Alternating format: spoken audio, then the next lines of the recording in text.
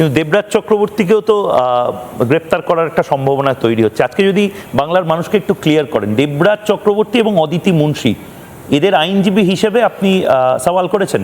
আমি একদম শুরু থেকে জানতে চাই। আমি আদৌ আমার কাজে আত্মপক্ষ সমর্থনের জন্য সোশ্যাল মিডিয়াকে জবাবদিহি করতে রাজি নই।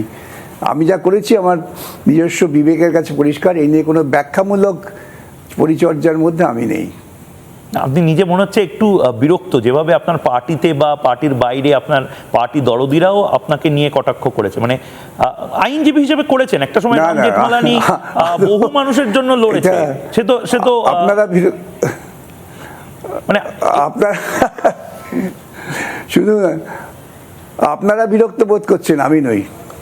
না না, আমি বিরক্ত বোধ না, আমি তো মানে এর আগেও আমি দেখেছি যে অনেকের জন্য আপনি প্রফেশনাল লয়ার হিসেবে লড়েছেন, মানে এটা মানে আমি মানছি। কিন্তু সবচেয়ে বেশি প্রতিরোধ, সবচেয়ে বেশি সমালোচনা তো আমি দেখছি বামপন্থীরাই করছে, মানে সে কারণে আপনি কি এই বিষয়টা আর নতুন করে ফোরফ্রন্টে আনতে চান না?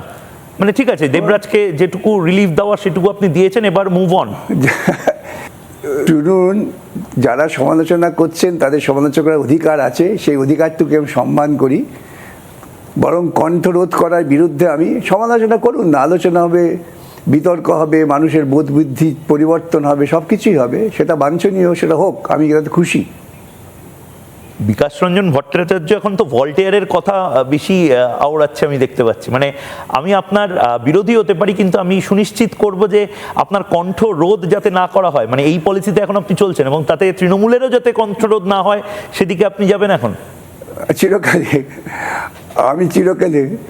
আমি চিরকালই এই পথে আছি। আপনি আপনাদের সাংবাদিক মহলে জিজ্ঞাসা করে জানবেন, চিরকালই এই পথেই আমি আছি, যে মানুষের স্বাধীন চিন্তা, স্বাধীন কণ্ঠ, এটাকে বজায় রাখতে হবে।